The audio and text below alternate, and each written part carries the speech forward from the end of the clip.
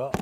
Alors bonsoir, on est réunis autour de Kamal Benchir et de son dernier roman, Un si grand brasier, aux éditions Franz Fanon. Euh, je viens de lire le roman de Kamal, que je connais depuis très longtemps et je connais même son écriture. Kamal qui est d'abord un poète, et qui reste poète à mon avis, euh, et qui est venu petit à petit à la nouvelle, puis au roman, puisqu'il a publié un premier roman qui s'appelle L'Impasse, et puis un deuxième, donc celui-là, et on a un troisième qui est prévu, et ça va faire une espèce de trilogie parce que c'est un peu les mêmes thématiques. Kamal est en train de solder son passé algérien à travers j'expliquerai un peu plus en détail ça. Euh, voilà. Donc c'est un poète qui va vers le roman.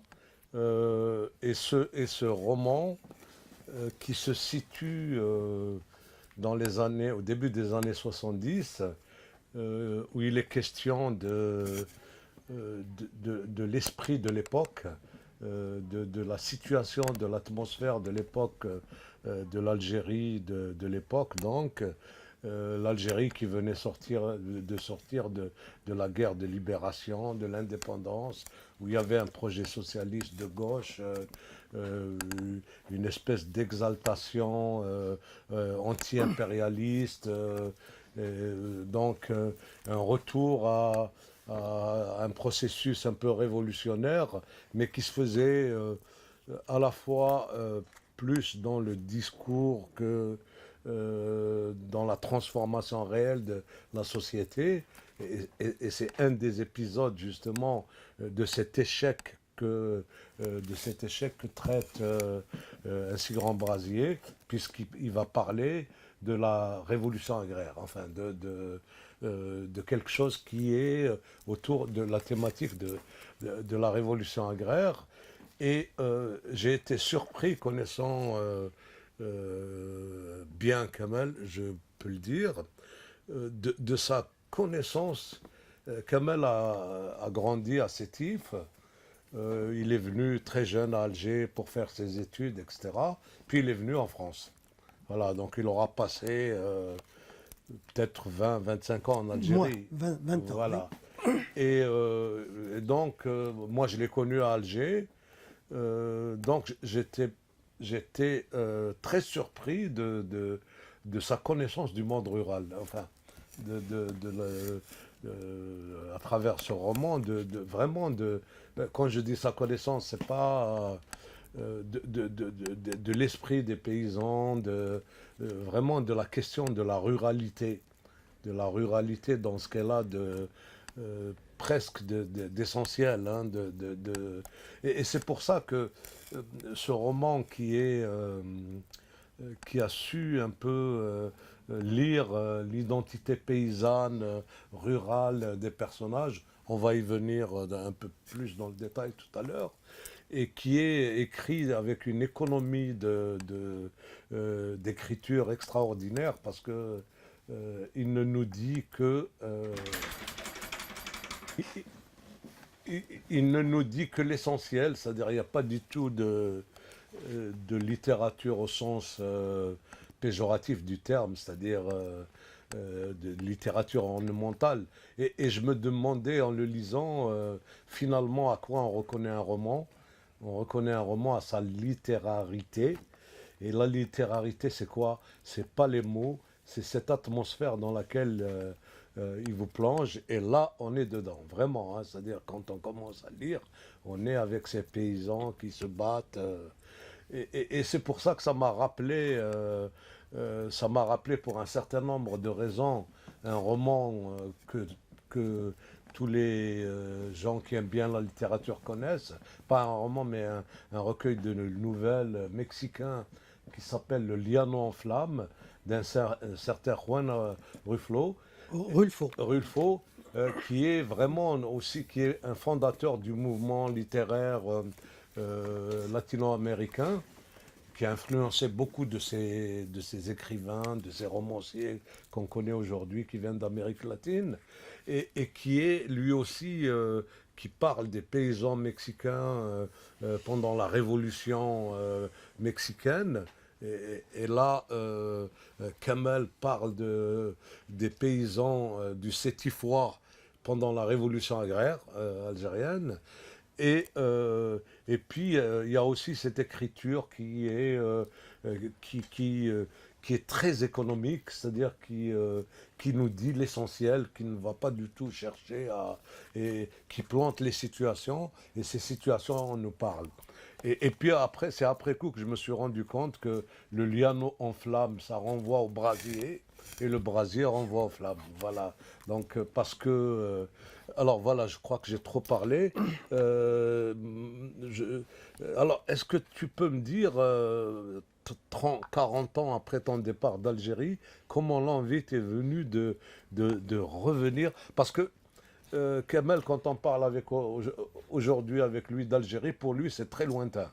C'est-à-dire, c'est très lointain, c'est vague, c'est pas du tout. On parlerait presque d'un pays étranger, n'est-ce pas? Mais là, on découvre qu'il a un ancrage incroyable, quoi. Je veux dire, dans les villages, dans l'utilisation des noms, des lieux, etc. Il y a un ancrage. Alors, qu'est-ce qui t'a poussé à revenir en particulier à cette période-là, début des années 70, révolution agraire, l'arrivée de Boumedienne, le grand révolutionnaire, ministre de la Défense, etc. Enfin, décrit avec beaucoup d'ironie. Pourquoi tu es revenu à cette période-là? D'abord parce qu'on ne peut pas se défaire de son enfance et de sa jeunesse. Lorsqu'on est dans un pays, on le transporte avec soi, quoi qu'on fasse. On- Ensuite, j'ai écrit un premier roman sur l'Algérie qui couvre les années 1958, où un bonhomme s'enfuit d'une prison pour aller vers Alger d'abord, en traversant la Kabylie et arriver à Marseille. Et il me semblait qu'il fallait faire une suite, parce que ça se tient. D'ailleurs, mon personnage, le personnage principal de l'Impasse est dans ce roman. On en parle. Je continue un peu à parler de lui.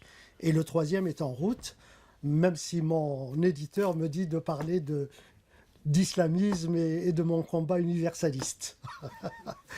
Euh, Qu'est-ce qui me retient en Algérie? D'abord, quoi que je fasse, je reste algérien, c'est une évidence.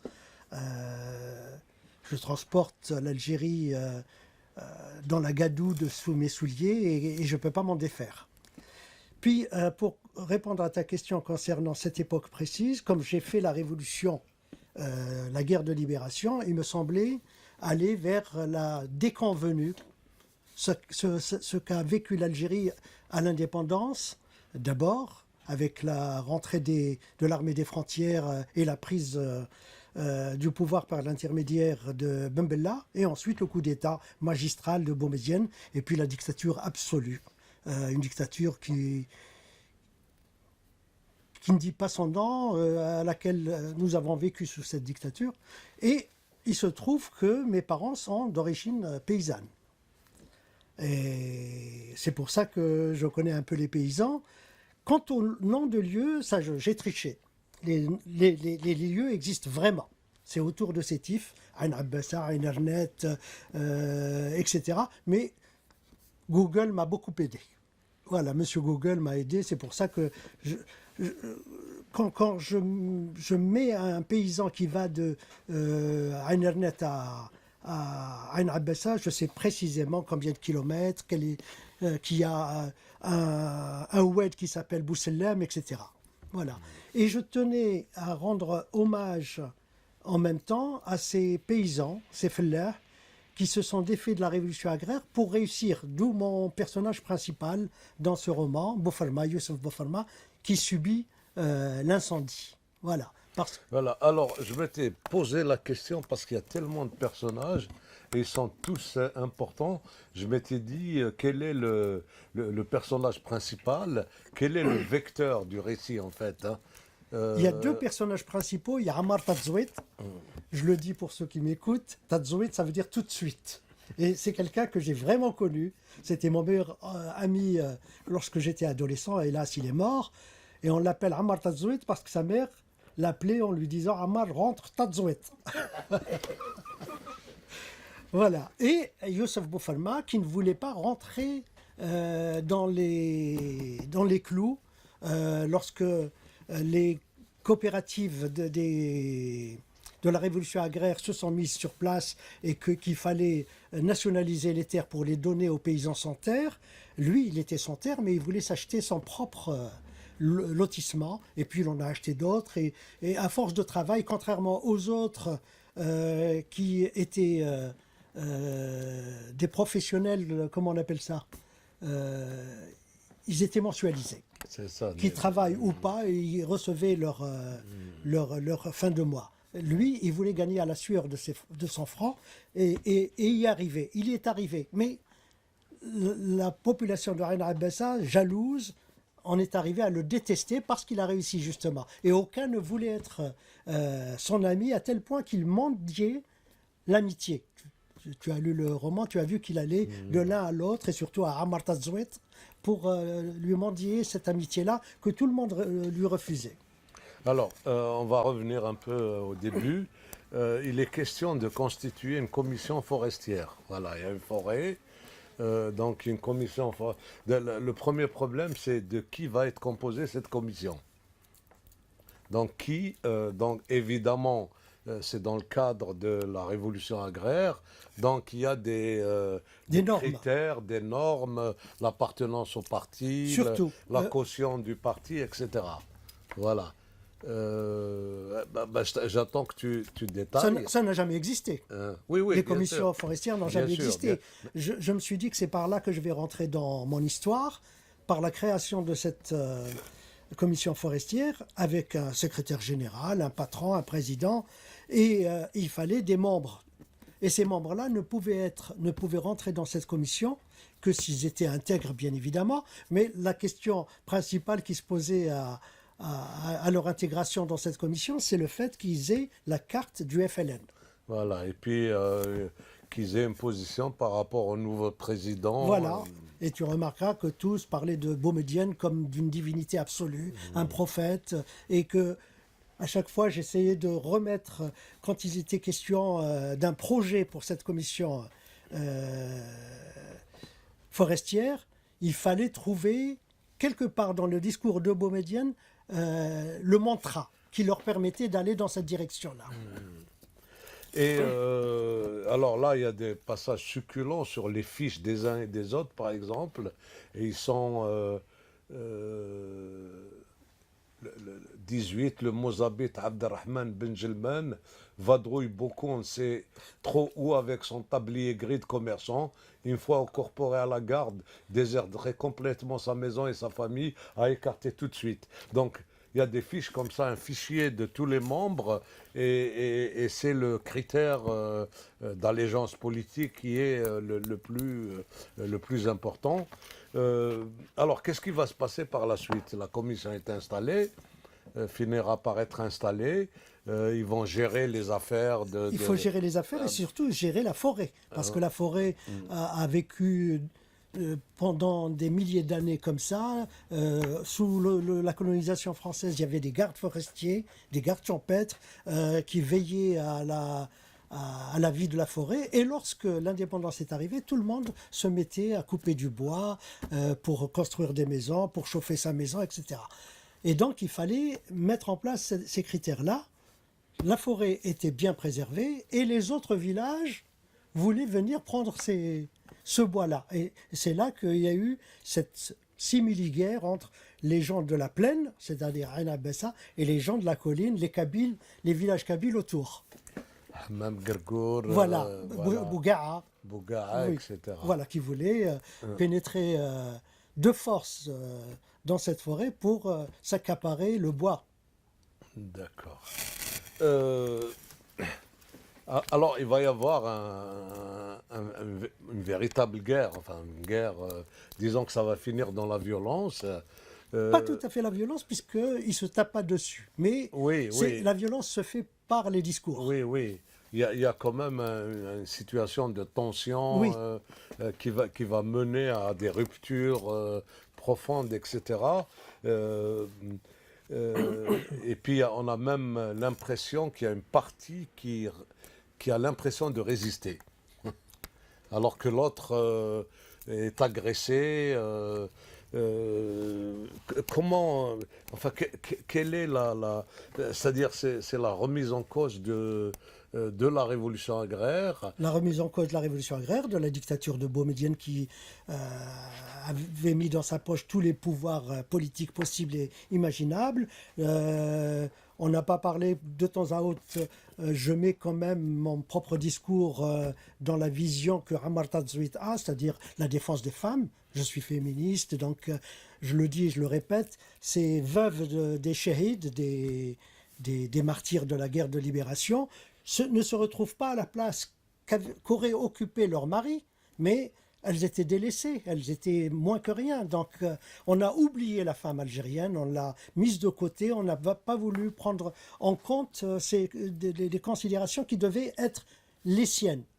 De temps à autre, je mets aussi mon fiel concernant l'islam et l'universalisme. Lorsqu'on parle de la possibilité que Dieu ait donné ci et ça, par l'intermédiaire, par la voix de Ammar Tazouit, je dis Dieu n'a rien à voir là-dedans. C'est pas Dieu qui a fait ça, c'est les hommes. Alors il y a une chose qui m'a beaucoup intéressé, c'est une prouesse au niveau méthodologique, si je peux appeler ça comme ça pour un roman, c'est que tout en parlant de l'Algérie, tu, tu es arrivé à rester dans la région. C'est-à-dire, c'est les répercussions de la politique Dans un village. dans un village. Tu n'en sors pas, tu dis jamais ça se passe comme ça ailleurs, etc. On est resté dans le huis clos, du village. Et ça, c'est assez impressionnant pour le roman, quoi. On sait de quoi il s'agit.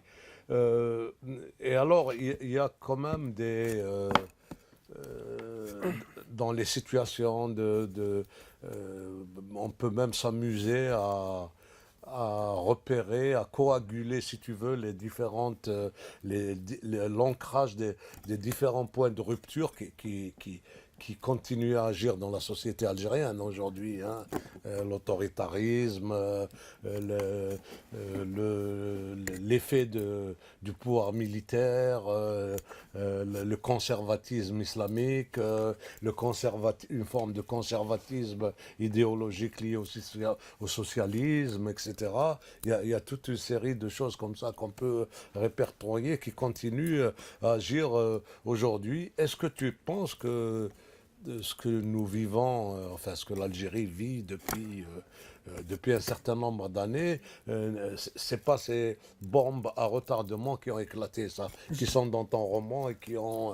J'en suis certain, j'en suis certain. D'ailleurs, ce qui s'est passé dans les années 90... Non, mais je veux dire, est-ce que tu avais cette idée en tête? Est-ce que tu t'es dit, je vais aller finalement à la genèse de... Non, non. J'avais comme idée une histoire bien précise, mais après j'ai développé, et je le dis quelque part, que je parle toujours de Boumedienne, mais Boumedienne, en choisissant les musulmans et pas l'islamisme, puisque le mot, on ne le connaissait pas à l'époque, hein. En tout cas moi je ne le connaissais pas. Non, il n'existait pas. Oui, l'islamisme. En choisissant l'islam politique contre la gauche et contre le Parti communiste algérien, a fait en sorte que des années après sa mort, le fils naisse. Pour moi, cette genèse, c'est de là que c'est parti. Donc... Alors, j'avais repéré un petit passage, attends, je vais...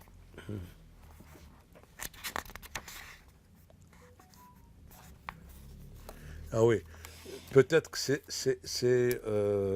ça résume un peu le roman autrement. Dis-moi. De bien des façons, la question était surtout comment faire la guerre, comment les Algériens pouvaient s'approprier ce pays qui leur revenait de droit, comment les paysans pouvaient s'emparer de leurs propres terres, les ouvriers des usines, le peuple du pouvoir et les femmes de l'égalité avec leurs frères. Voilà, ça me semble résumer un peu tout l'infratexte, quoi, hein, c'est-à-dire tout ce qui n'est pas dans... et qui... Sinon, ma façon de voir les choses aussi, hein, c'est le fait que J'aurais voulu que l'Algérie soit autrement, toi aussi, tous les Algériens. Qu'il n'y ait pas eu de dictature, qu'on n'ait pas à quitter notre pays, puisqu'on est venu parce qu'on ne pouvait plus vivre là-bas, normalement, librement. Voilà. Librement. Oui. Voilà, peut-être qu'on va donner la parole un peu après cette présentation et éventuellement on va lire encore des petits extraits. Ce serait bien que Kamel nous lise un petit D'accord, extrait. avec plaisir.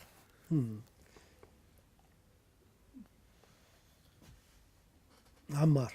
Oui, j'allais dire qu'il me semble que dans le roman, il y a cette haine du bourgeois, cette haine de l'individu d'abord et du bourgeois ensuite, qui transparaît à travers l'histoire et qui correspond à ce qui s'est passé effectivement en Algérie, parce qu'à l'indépendance, on a eu un pouvoir de gauche entre guillemets. Oui. En fait, c'était un pouvoir brutal, violent, qui avait la haine du bourgeois, qui a tout fait pour casser le bourgeois. Et Bofarma, qui a pu s'autonomiser, s'est retrouvé seul, abandonné, en train de quémander l'amitié des villageois. Ça correspond à une réalité, puisque le pouvoir algérien a cassé toute la petite bourgeoisie qu'il y avait en Algérie à l'indépendance et a cultivé la haine de la bourgeoisie, même après le ministre de l'Industrie sous Boumedienne, qui a mis des milliards de dollars pour développer l'industrie, la métallurgie, il a échoué. L'industrie lourde. Oui, il a échoué. Quelques années plus tard, un petit Algérien, avec ses propres moyens, a réussi à développer à l'international la métallurgie. Il a tout fait pour le casser. Quand il est revenu aux affaires 20 ans plus tard, il a tout fait pour le casser. Je parle de Blaïd Abdeslam et de Saad Barab, qui a réussi. Donc la haine du bourgeois dont tu parles indirectement, on la retrouve dans la réalité algérienne. Oui, Voilà. oui. C'était la haine du bourgeois qui n'était pas avec eux. C'est vrai ce que tu dis, oui. Mais il n'y a jamais eu Oui. de bourgeoisie. Parce que les bourgeois qui étaient avec eux, ils les ont acceptés et ils ont même créé une nouvelle bourgeoisie à partir de ce pouvoir. Parce que j'ai l'impression que ceux qui s'étaient engagés déjà dans la guerre d'indépendance pouvaient se distinguer en deux courants différents. Il y avait le courant sincère des paysans, des montagnards, des gens de la ville, enfin partout. Il y avait des gens qui s'étaient engagés pour réellement libérer le pays. D'ailleurs, moi je me rappelle de l'époque, quand on disait que c'était la guerre contre les Français, les gens du FLN de l'époque disaient non, c'est la guerre contre la colonisation. C'est pas du tout la même chose. Et tu as d'autres qui se sont engagés en jouant du tir au flanc pour échapper à la mort, mais qui s'étaient engagés pour remplacer tout simplement le colon. Et pour illustrer un petit peu ça, la création, les premières années du journal Le Moudjahid. Hein? Le journal, quel journal? Le journal Algérie Actualité, Algérie Actualité. Il y avait l'une des filles de la bataille d'Alger, Zhor Zerari, qui a été engagée comme journaliste au niveau d'Algérie Actualité. Et un jour, on l'envoie pour faire un reportage sur les comités de gestion. Bon, elle est allée parce qu'elle, c'était justement des combattantes qui s'étaient engagées vraiment pour la libération du pays et du peuple. elle fait son reportage et elle conclut son reportage par la chose suivante. Elle dit, en fait, ce qui a changé, ce n'est pas le méchoui, mais c'est les gens qu'il y a autour. Et cette femme a été interdite d'écriture jusqu'à la fin de sa carrière. Mais elle était restée payée par Algérie Actualité. Voilà donc enfin, ma vision de l'époque.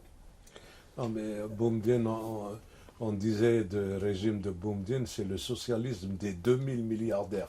Il y avait 2000 milliardaires, c'est connu, Oui. hein.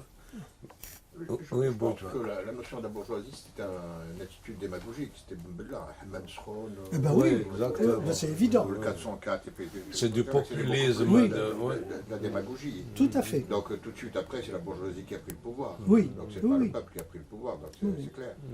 Ensuite, Boumedienne n'a pas encore, n'a pas joué les islamistes. Il a joué sur les différents courants. Donc, Non, non, mais il a joué. Si, à un moment donné, il a interdit le Pax et laissé à la fac non, Ouais, mais le rentrer. Pax était aussi en non. le soutien Non, il a critique. fait un jeu Boumedienne. d'équilibre. Il a joué sur un jeu d'équilibre. Il avait Non, il avait tapé intégré- sur les deux. il a joué sur les deux. Donc, Oui, quand il y a ça un qui dépend quand montait, il on faisait descend. monter l'autre. Donc il a joué sur ça. Donc il a créé un système pyramidal. Donc il s'est basé, il s'est appuyé sur les officiers de l'armée française, enfin, Les anciens. voilà, pour leur donner une légitimité, parce que voilà, il n'existait que par lui, d'une certaine manière. Non, c'était Machiavel en personne. Quoi. Donc, Ah oui, après, pour le reste, je veux dire qu'à partir du moment, si nous sommes là, c'est toujours une histoire de processus. Hein. Donc, vous pouvez prendre par n'importe quel bout. oui, Fatalement, ce que nous sommes là, c'est le fruit du passé. oui, ah, c'est évident. Oui, vous avez raison.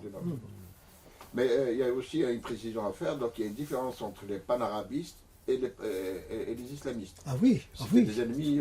Ça n'a rien à voir. Quand on parle de l'arabo-islamisme, voilà, donc j'ai l'impression qu'il y a une méconnaissance. Il y avait le panarabisme d'un côté qui était laïque et Personnifié par Nasser. Le baptême. et puis il y a les islamistes. Oui. Non, à l'époque, on parlait de l'islamo-baptisme. Oui, mais le baptisme, oui, mais c'est le. C'est laïque. Non, il y a eu le courant arabiste baptiste qui était dominant. Le phénomène des frères musulmans est apparu dans les années 70 à l'université et par moment ils ont fait jonction avec les baptistes, par moment. Hein. Parce que le baptisme était au FLN, hein. C'était Oui, c'est ça. de hauts responsables du FLN. Et à la limite, la jonction elle est faite en Algérie uniquement. C'est-à-dire que c'est autour de la langue en fait. C'est la problématique. Oui, Oui, c'est ça. Les islamistes, ils n'avaient pas du tout de problème à utiliser l'anglais, par exemple. Là, ça, même dans les années 80, le fils, pour lui, il ne posait pas la question de la langue. Pour eux, toutes les langues, ils avaient un journal, il était dans les trois langues. Hein? Toutes les langues, sauf le berbère. Sauf le berbère. Ah, exactement, oui. tout à fait. Mais écrire en français, ils avaient des bulletins en français, ça posait absolument aucun problème. En anglais, le Monqed, il avait des pages en anglais et en français. Hein. Alors que les baptistes, c'était la question de la langue, il fallait arabiser. Mais par moments, ils ont fait jonction quand même contre les démocrates, les communistes, athées, Communiste, ça veut dire athée dans leur esprit, de toute Oui, manière. oui. Le courant islamo-baptiste, là, ça s'est manifesté, mais de façon très discrète, dès l'indépendance. Parce qu'à l'indépendance, ils ont envahi deux secteurs d'emblée. C'était le secteur éducatif et les médias lourds. Et dans un deuxième temps, la justice. Le droit, donc.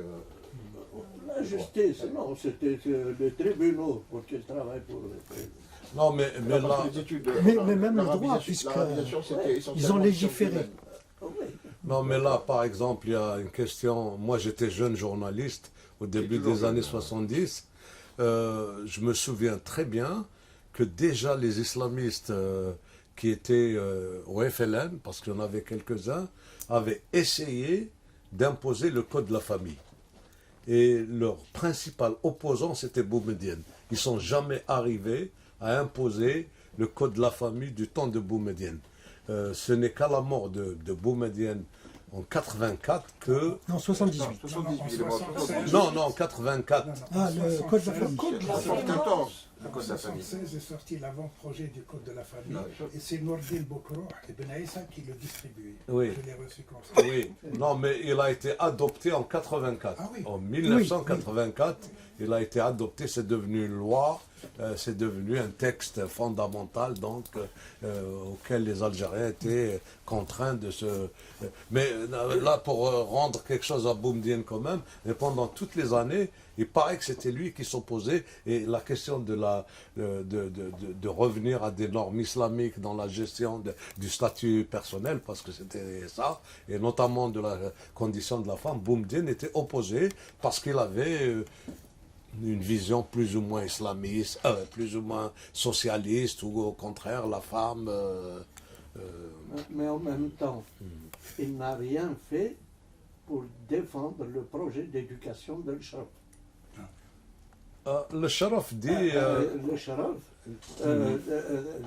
ceux qui ont sabordé, j'étais au ministère de l'Éducation, Parler entre Algériens.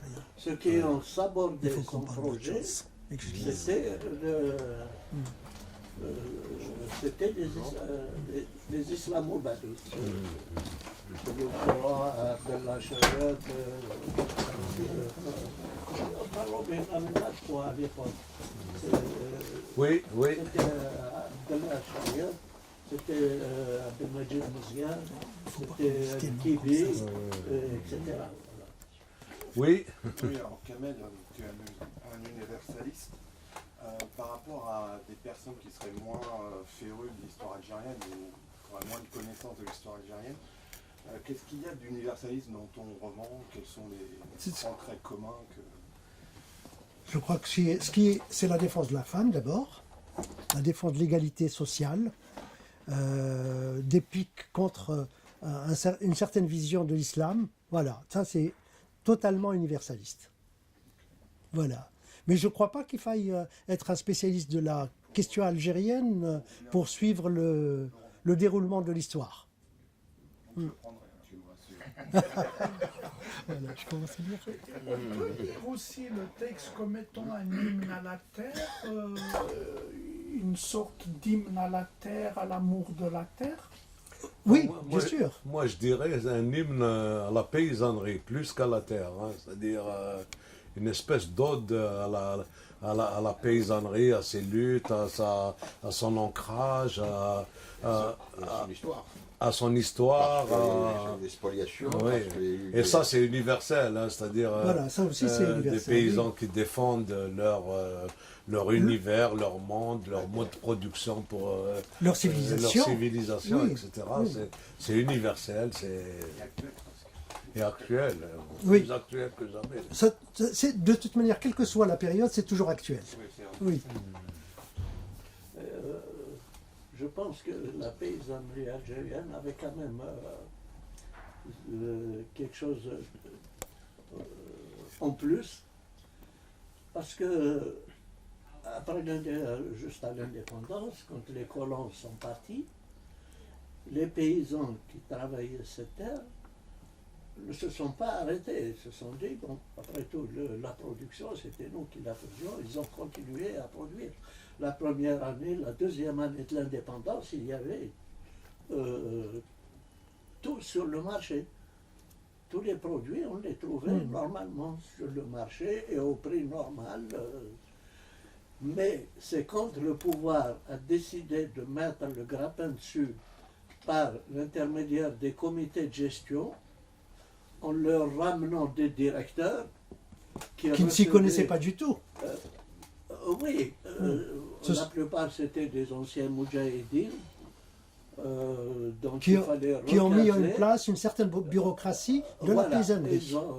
ils leur ont installé à la tête une bureaucratie et ils ont fait des comités, des paysans, ils ont voulu en faire des bureaucrates avec des heures De travail, oui, exactement. Et la plupart après ont abandonné la terre parce qu'ils ont vu que ce n'était pas possible de travailler comme ça. Le paysan, il sort le matin, il regarde le ciel, il sait ce qu'il va faire dans la journée. Alors qu'il y avait Mais, un programme. alors que le bureaucrate, il attend que le ministère, on lui dit, aujourd'hui, il faut aller semer des tomates. Bon, Oui. c'est- Ils ont fait pire que ça. Moi, j'ai vécu à Sidi Moussa, donc la Mitidja, dans toute sa splendeur. J'ai vu débarquer la DNCANP, la Direction nationale des coopératives d'ANP, qui ont, je me rappelle, ils nous donnaient, je crois, 10 dinars par pied de vigne arraché. Donc on allait, en tant que gosse, arracher les pieds de vigne. Ils ont bétonné complètement des terres agricoles et ils ont créé des usines où les employés étaient payés chichement. Donc enfin, oui, ils étaient bien payés. Ils avaient des comités d'entreprise, ils avaient toute une prise en charge, un service médical. Et du coup, donc, à côté, il y avait les paysans donc, qui étaient payés tous les 6 mois et qui vivaient dans des conditions terribles. Donc tout le monde a été débauché. Donc tous les ouvriers agricoles, finalement, ont quitté l'agriculture pour aller travailler Dans les usines ou... CNP. oui. Ils ont créé un exode rural. les Donc tous les gens de Tabla, des environs qui ont débarqué, c'est pas étonnant si en 90 ça a été le triangle de la mort. Oui. C'est-à-dire qu'on a créé les conditions pour qu'il y ait l'explosion. quoi. Oui. Je vous lis quelque chose Oui, avec plaisir. Qu'est-ce qu'il y a à boire? et à boire. Très bien. Alors, je ne sais pas qu'est-ce que je dois vous lire. Eh bien, la mise en place des comités de la forêt, des commissions forestières. Comment cela allait-il marcher entre les habitants du village à présent? Tout autre était la société d'Aïn Abessa depuis la fin de la guerre, ces dernières années. Auparavant, chacun restait sagement à sa place à l'assemblée du village, tandis qu'à présent, les anciens moudjahids y jouaient des coudes, habitués qu'ils étaient à tenir des meetings, à s'endoctriner mutuellement. N'avaient-ils pas mérité finalement de se tenir au-devant de tous les autres? Mais ce n'était encore rien quand ils faisaient bloc, en criant et en exigeant plus fort que leurs prochains. Or, à l'assemblée, il y avait les frères Ouaïl qui se tenaient peinards, mais pouvaient la ramener à leur gré. Que prendre à un ancien combattant? Rien de rien. Et cela, les frères Ouaïl vous prêtaient de l'argent en cas de besoin. Encore et toujours, la guerre de libération avait partagé les gens. Des uns, la guerre avait fait des estropiés. Des autres, des veuves. Et ces veuves restaient silencieuses à l'assemblée, non pas à la place qu'aurait occupé leur mari, mais tout à fait à l'écart, oubliées de tous, emmurées dans le silence sur injonction de l'imam, parce que femmes, tandis qu'à d'autres, bien que moins nombreux, la guerre avait profité. C'étaient soit les fellahs âgés, soit légèrement éclopés, infirmes, bigleux, impotents mais capables de commander. On les avait réformés et pendant la guerre, ils avaient eu le temps de relever leur exploitation, de se faire offrir un hammam ou une boulangerie ou une boucherie ou un commerce quelconque, d'habiller proprement leurs femmes et leurs enfants. Voilà, là je mets le doigt sur le fait que la guerre a enrichi certains qui possiblement n'avaient rien fait. Voilà. Et ceux qui sont morts, eh ben, ils ont laissé des veuves qui n'ont pas pu être mises en avant.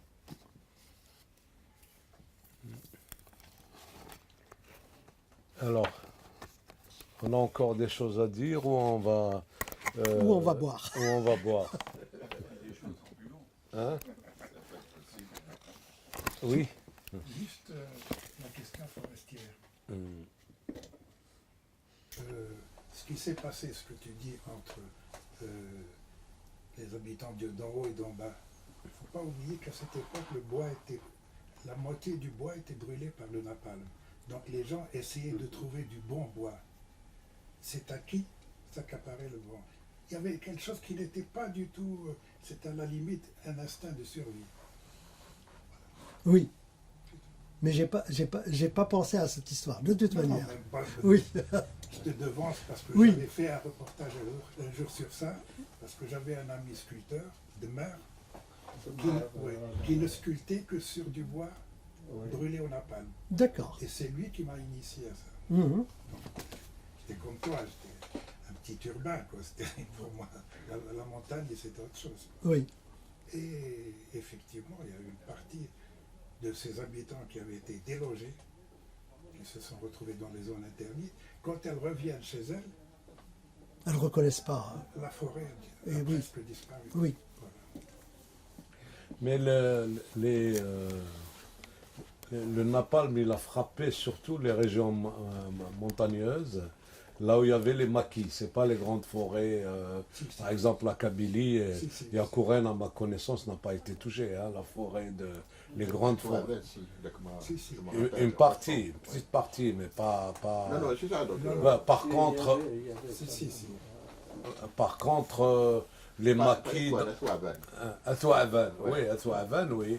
Thouavan, ils ont habité parce que c'était. En Tartakhor, c'est Tizi Ouzou, moi je me rappelle, là, on est venu de Kabylie vers Alger. Ben là, on a été bloqué par les feux sur la route. Je suis sûr que c'est pas en 2020, non? Non. Non, j'étais dans l'attraction avant de parents. Je suis sûr que tu avais mémorable. Oui, bien sûr. Comme ça. C'est jamais. Oui. Ah, je me rappelle même des personnes. Enfin, de la personne qui avait la voiture, qui conduisait. Voilà, on va se quitter en bons amis. Kamal se fera un plaisir de vous dédicacer son livre et puis Et puis, on va prendre on va dessécher nos gorges. on va dessécher nos gorges. Là, c'était dans les oreilles. Merci. Merci.